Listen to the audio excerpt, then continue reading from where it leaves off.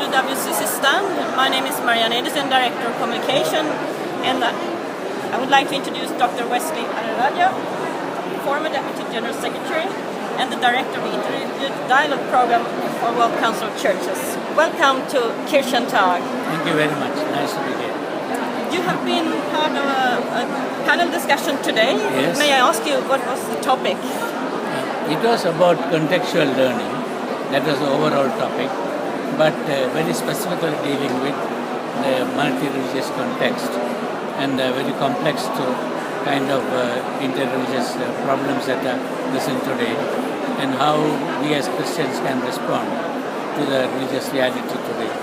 What does it mean to do theology in this context of multi-religious? So that was the overall topic. What kind of recommendations do you have to the churches around the world today? There are two or three kinds of recommendations that come.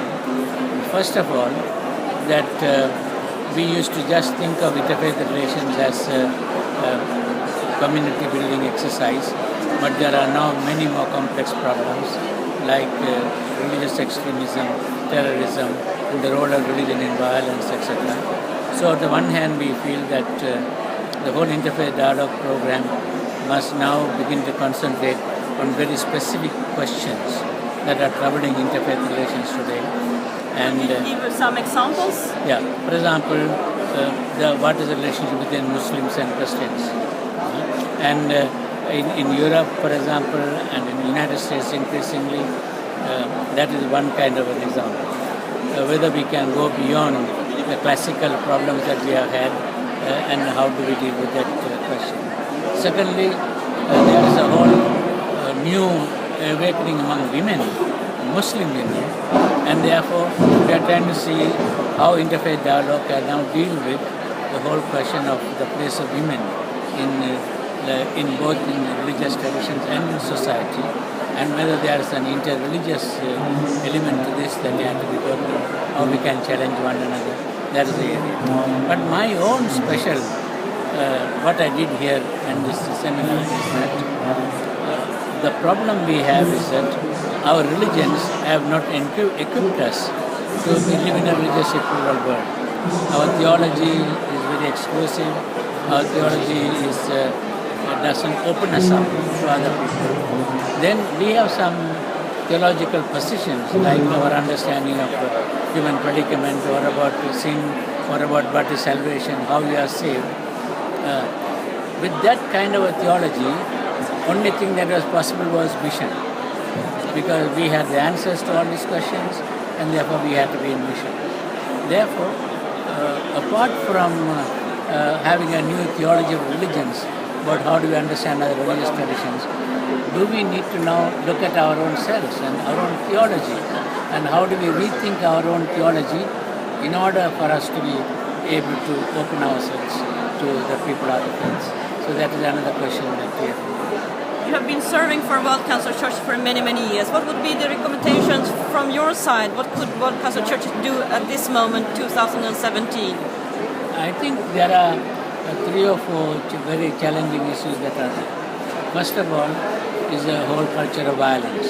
And I know that we had this conference in Jamaica on the whole question of overcoming violence. But violence at all levels. And that is still a very complex issue. Secondly, there is widespread concern among all religious traditions about a secular materialistic culture where the religions and spirituality seem to be more and more marginalized. Sometimes for good reasons, because religions have not been all that positive in their contribution. So is there a way in which religions can renew their message and challenge, especially for younger generation, so it can still be a meaningful force? That is the second question that we are facing. And the third question is, of course, the whole question of poverty and increasing gap between the poor and the rich. It has been an old question, but after all these years, in many of the situations in countries that we are having. And finally, of course, places like Syria, the war, and whether the new confidence that some of our political leaders have that this can be solved by military means. And it almost looks as though there is no other alternative. But I think we as Christians have to find ways by which we do not see military solution as the only solution, even to the worst conflicts.